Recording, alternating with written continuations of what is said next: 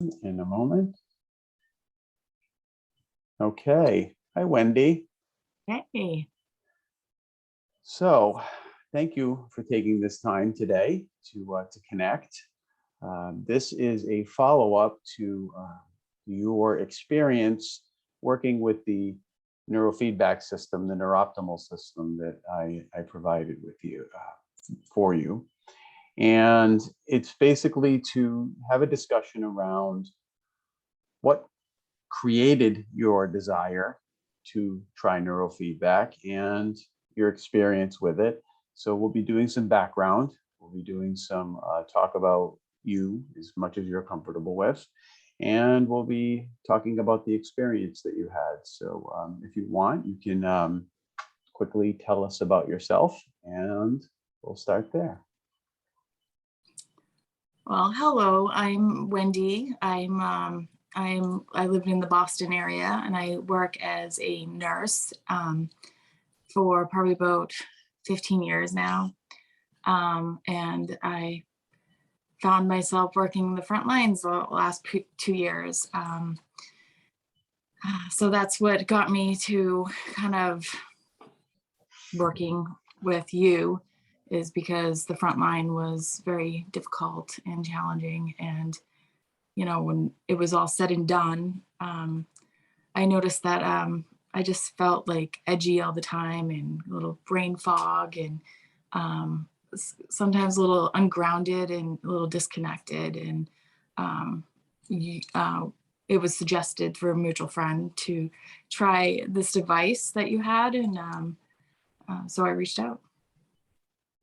Awesome. Did you ever actually get COVID yourself? No. Wow, that's amazing. Like Yeah. that's amazing when you think about that. Yeah. Yeah. Yeah, I feel very protected, very blessed. I know COVID traveled quite a bit, and there were times that like everyone around me was catching it, and me and my friend kind of had like these almost would say rituals where we would like have our hand washing, and it was usually anxiety based, but it seemed to help us. We were a little crazy with the hand washing and the hand sanitizer. We used to call it the bird bath. We do this ritual, which would take like 2 minutes, and we'd wash our hands before we'd leave the shift at the end of, a long night. Wow. Yeah, I mean, to let the audience know, Wendy has shared with me a lot of background photographs and videos that she collected over the 2-year period now, really, that this has been going on. And what struck me was this this need to have strength, but strength in a way that was balanced with humor. Because if it was too serious, it would just be too heavy, I imagine, right? To really. It was too heavy anyways, but definitely there was, nurses have a sick sense of humor anyways, because we see a lot of things, and a lot of times we can't just go talk about it. So definitely humor, even sometimes poor choice humor, is something that we use to get through a long night of, whatever it is we manage to get through that night.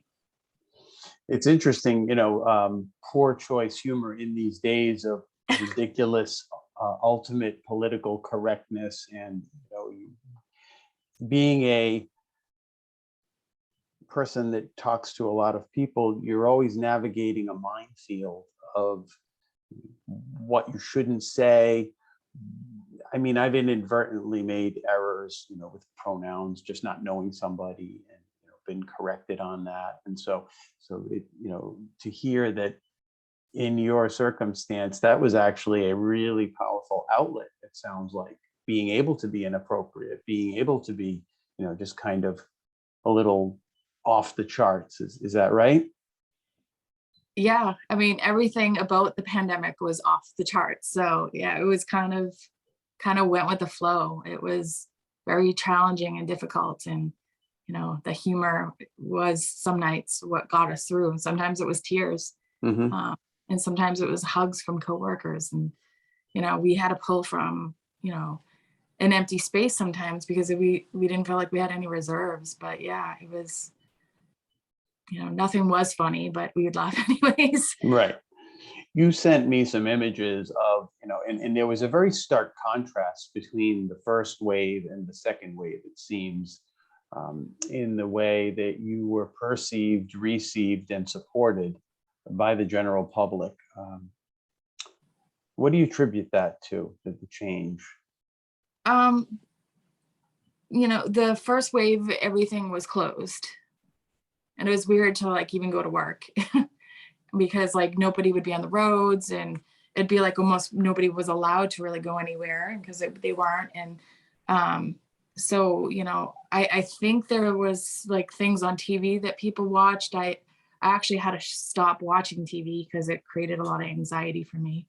But the second wave, a lot more things were open. And so compared from the first wave to the second wave, the first wave, a lot of people passed away real quickly. And the second wave, we had a lot of people that stuck around for longer. And, you know, we nurses developed relationships with people that passed away with COVID, which in the first wave, we didn't really have that. Was that attributed to newer and improved treatments that the people were hanging around, or was it that the virus had changed, or is it a combination? So the vaccine came out probably towards the middle of the second wave. We don't currently have any treatment right now. Mm-hmm. We have things that we provide that will help make people more comfortable. Mm-hmm. But overall, there's not really, you know, a life-saving treatment at Mm-hmm. this time because it's a viral infection and it's a little more complex to treat. Mm-hmm. The first wave, it was the most vulnerable that quickly passed. Mm-hmm. You know, they had multiple comorbidities, and it was the matter of, you know, sometimes we would see a chest x-ray on someone and hours later it'd be drastically different. And, you know, they would go from talking to needing a tube down their throat in a matter of hours in the first wave, where in the second wave, it was a little bit more staggered between when they needed to be intubated, a little more time. Mm-hmm. So that's like extremely traumatic to go through that. I mean, from a brain science perspective, you were just kind of repeatedly getting pounded with these just horrific circumstances. And I guess that kind of goes back to what you were talking about, these coping mechanisms that you came up with. You sent me a video of you were in a car doing donuts in a parking lot. Is that what was happening, or you were driving? Yeah, I was driving a 2020 Mustang, and I just, you know, it's like you've seen death, and at that moment I was like, I'm just flooring it. Mm-hmm. Mm-hmm. You know, that's not really my thing, but I was just like, let's just push it this car and see where it goes. And it's in the middle of the night, and we're going around the hospital because I had to move the car for a coworker. But at any second, we had to run into the building for, you know, a code or a rapid. So as much as I really wanted to go around the building a few times, I really couldn't. So yeah, it was a nice little release. Yeah, it just feels like it was something like a version of scream therapy, or just some kind of extreme, just to feel something really change and shift, because I don't imagine it felt appropriate or was even ever allowed for you to be human in that circumstance when you were on and working, right? I mean, you had to just, you had to put your stuff aside and what's the next task. And sometimes it'd be like, what situation needs you the most? So what were you doing to support yourself outside of work when you were able to be outside of work? Because you were working around the clock, right? Yeah. I'm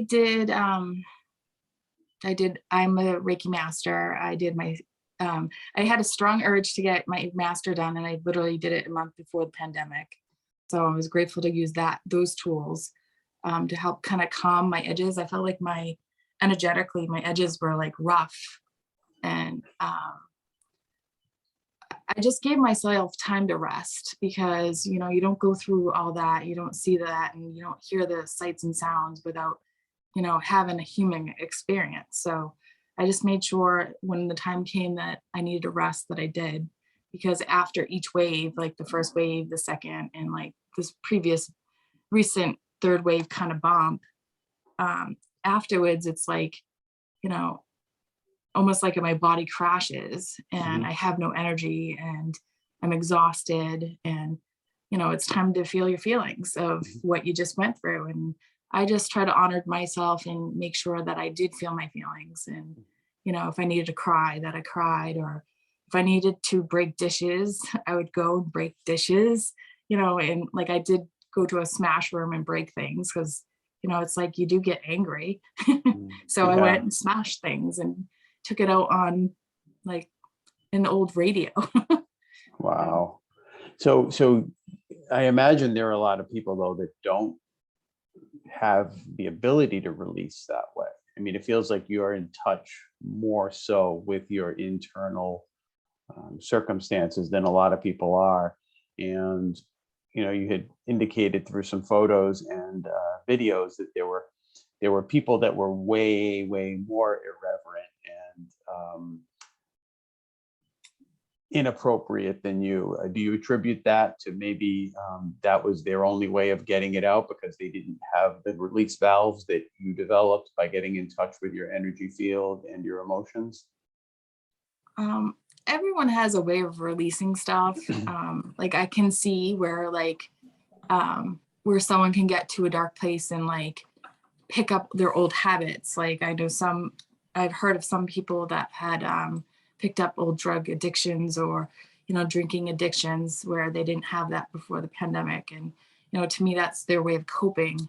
I had to make sure that I found a healthy way of coping because, there were some things I didn't want. I wanted to feel my feelings, but I definitely didn't want like medication. I didn't want to be over medicated, and I didn't want to be, I didn't want to be left without being able to, feel the feelings. You talked about your sleep schedule and how many times it just wasn't any. And so when you look into brain fog, you look into the effects of PTSD. Sleep is one of the things that goes out the window first. So if the cause of your PTSD is causing the loss of sleep, so that's a double whammy because you're not sleeping because you're doing the thing that's giving you the PTSD. And then when you try to sleep afterwards, the sleep doesn't come, which contributes to the brain fog, which contributes to the spiral. So when I'm speaking with my clients, one of the first things I tell them is, yes, you're going to do the neurofeedback brain training, but you need to fix your brain by helping your diet, by doing better with your sleep schedule, all of these hygiene type things. But I mean, you were showing me pictures of cans of SpaghettiOs and 3-day-old pizza. So, you had a perfect. I did not eat that pizza. But, I'm a bachelor. I've eaten older than 3-day-old pizza. So yeah. It's gross. But so you were, not purposely, but you were committing all the sins for bad brain health, without even realizing it, It's survival mode. Yeah, exactly. And you're no different than any other first responder, policemen, firemen, military people. You're thrust into a situation that you did not choose, and you are in fight or flight. Right. 90% of the time. And in our brains, the saying is the circuits that fire together most frequently wire together, and you develop these grooves. And so, talk to me a little bit about how you feel you were changed outside of work, even after the pandemic passed. Or, Oh, well, it's not, it hasn't fully passed, but as it's waned. right.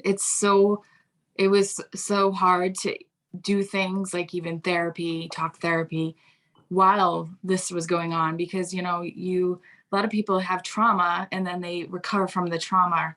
But here I was going through the trauma. So that was very much a challenge. Outside of work, I cried a lot when I got home. I would cry every day, like in the car, driving to work and driving home. I had a lot of brain fog, um, which in result, I end up like overpaying some bills and then not paying enough on another bill, thinking I paid all my bills. Sometimes I would drive and get lost. So I, you know, had my teen help me, and I told her, I'm like, sometimes I get lost when I drive. I like zone out and I would not know where I am. So I was just kind of just in this ultimate fog. Like, you know, it was very hard for me to even go to like friends' barbecues and try to, you know, mingle with people and try to pretend that like I didn't just do hard things, because I was kind of still in a fog, in a daze for quite some time. So we describe that as a method or mechanism to prevent short circuiting. The brain does that on purpose because it's just too much. So it just releases what it doesn't deem important. And because it's running all these background processes, it's still trying to cope with everything that it saw, experienced, and went through over the past period of time. So it makes decisions that, you know, much like a computer, if you don't have enough processing power, it starts just behaving erratically and certain programs don't run right. And so the first priority is always survival. So your brain was really in survival mode. And it sounds like anything that wasn't immediately related to keeping you alive and functioning was just taking second, third, fourth priority and getting very short shrift, you know, just no attention being paid to it, which is completely normal. I mean, makes perfect sense, right? If a tiger is chasing you, how worried are you about the electric bill? Yeah. So we met through a friend, Lisa Campion. She Really, also did thank you, Lisa. she also did neuro training. She had COVID twice, and then she had a reactivation of her COVID brain fog when she got the vaccine. She was in the middle of her book deal, and she had real difficulty even putting sentences together because of the fog. What we've been able to learn is the fog is similar to what happens to the central nervous system with Lyme disease too. So there's actually a whole field of study on how neurofeedback and neurotraining can help with Lyme disease as well. But I want to talk specifically about when you started, how it showed up for you. You know, we met and I provided you with the system, gave you some training on how to use it. Talk me through what that was like, you know, finding out about this thing, getting this thing, going home, trying to figure out how to use it. I got to be honest with you, I was so hopeful that it would work, because like I told you, I wasn't really interested in being over medicated by like a psychologist or any of that, psychiatrist. So when we finally contacted each other, when we were able to meet up, it was in the third bump recently that we just had, where that one of the strands were going around. I'm sorry, I can't remember which one. It was the Omicron, right? Omicron. There you go.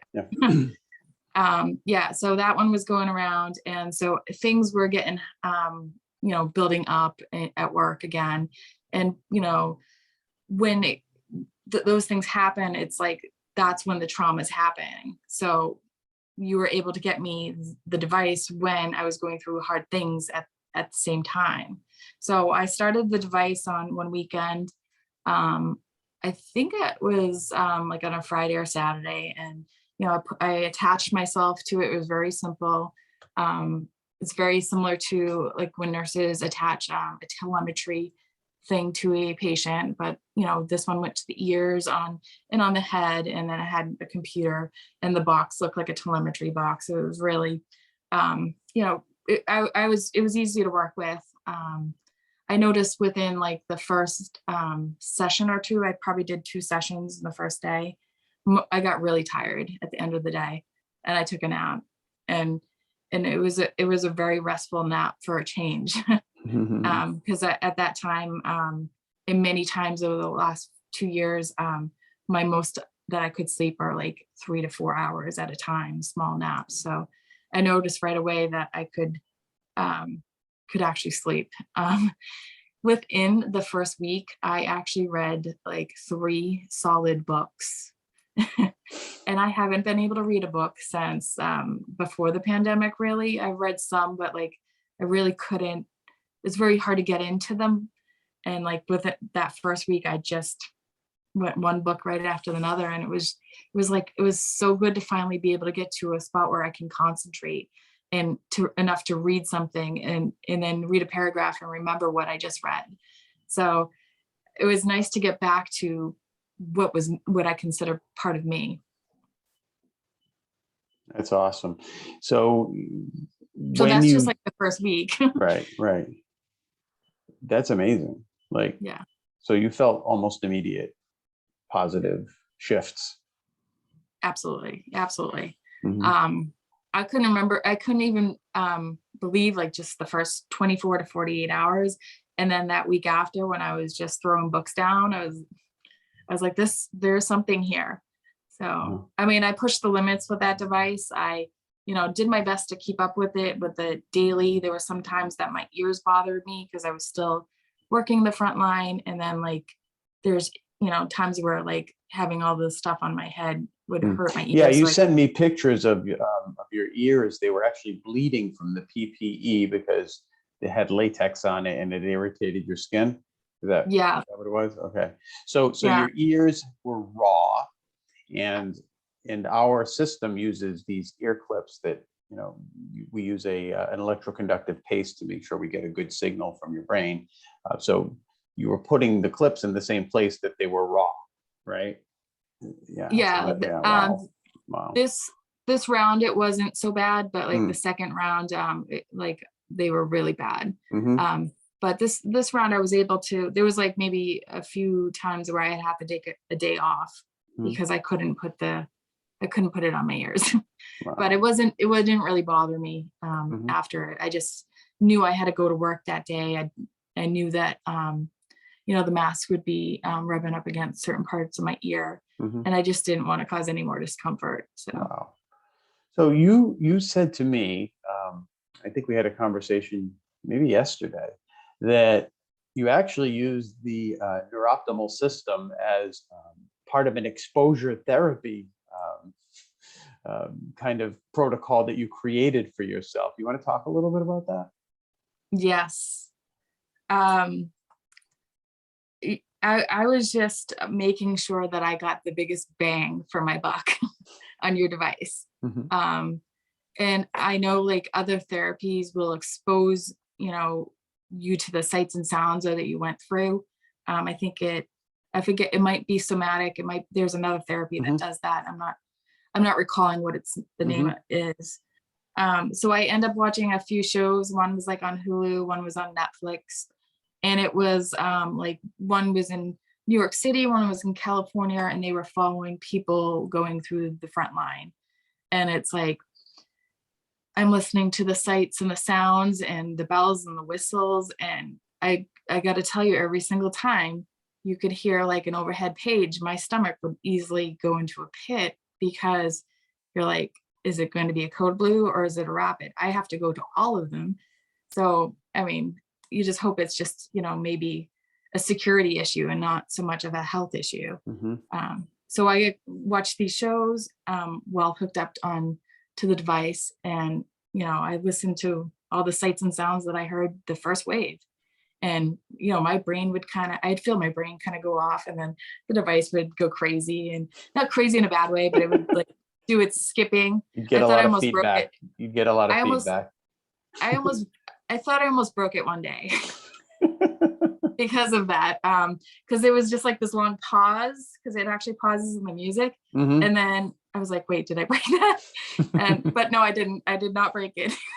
Sometimes a long pause happens when you have a lot of feedback that occurs at once, and it just kind of all clumps together and makes one long break in the music. And that actually, that's potent that happened, because you did it well. You got the Yeah, bang for your buck. I'm kind of, I have a nerdy science background. So Mhm. like, I was just going to like push the edges on your device and see how, Yeah, how well it worked. that's awesome. That's awesome. I don't know very many nurses, so this is really helpful to me to be able to be having this conversation with you. You did indicate that you feel like this is something that could benefit a lot of folks, first responders, nurses that are faced with these types of circumstances. If you could speak directly to your um, co-workers, colleagues, anybody that is in a similar field as you, what would you say about what your experience was, your healing, your self-healing experience? Really, I mean, the system facilitates your brain to be able to heal itself. It doesn't really do anything to you. What would you say to them?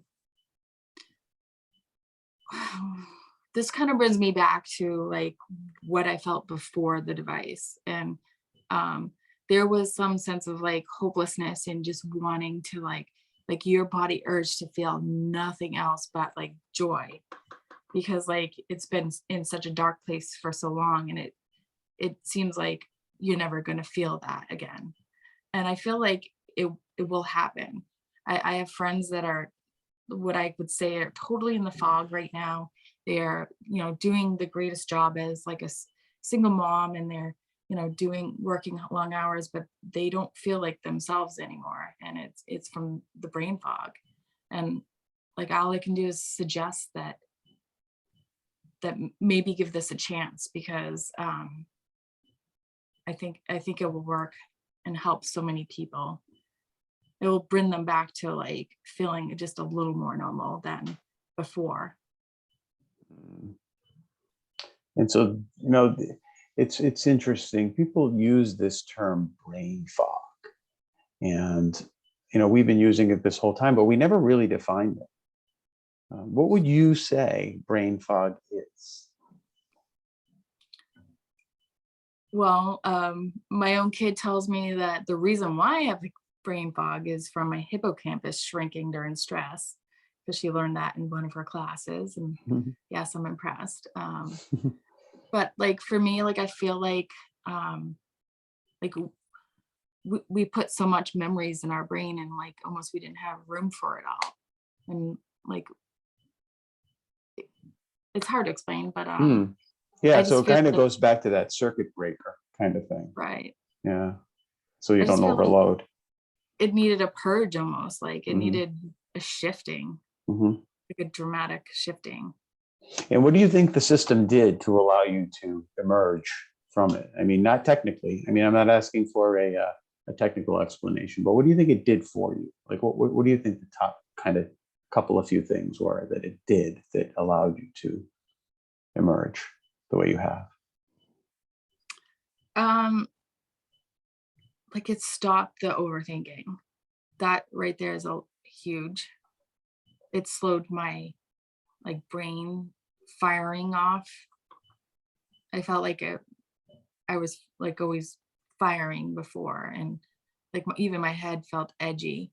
Um, but I feel like it kind of almost like the first week it calmed everything down. It really did, to a level that was just a little more manageable. Mm. Now that I've done this part and I've less brain fog, I can concentrate on some other things from the pandemic, working on like the physical part of things right now. And getting massages and trying to like just feel physically better and mentally better than before the pandemic. So this is just one of the many tools that have helped me in general, help calm down like the overfiring of my brain. That's a really good description. Yeah. Yeah.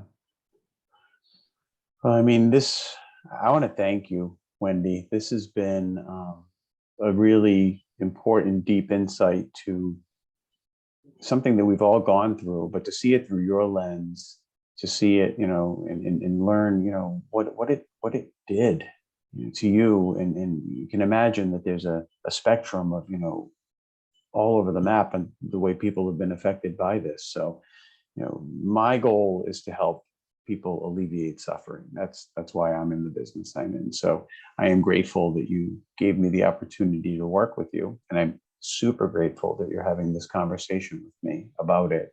And, I want to wish you continued success on your path to wholeness and growth. I mean, this has been awesome. Thank you, Raphael. I really appreciate you helping me with this device. It was complete game changer from like the first few days, and I can never be, I can never say thank you enough because it really changed my life, and I appreciate it. Thank you.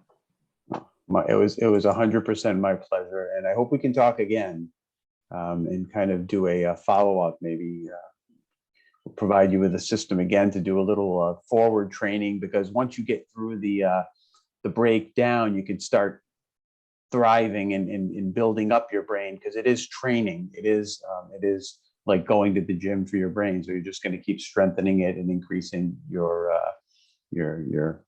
ability to cope and thrive in the world. So, all right. Well, everyone, I want to thank you for participating and watching. I am rineurofeedback.com online. I will put the information on how to contact me in the notes for the meeting. So signing off, and thank you. Bye-bye, Wendy. Bye, Raphael. All right.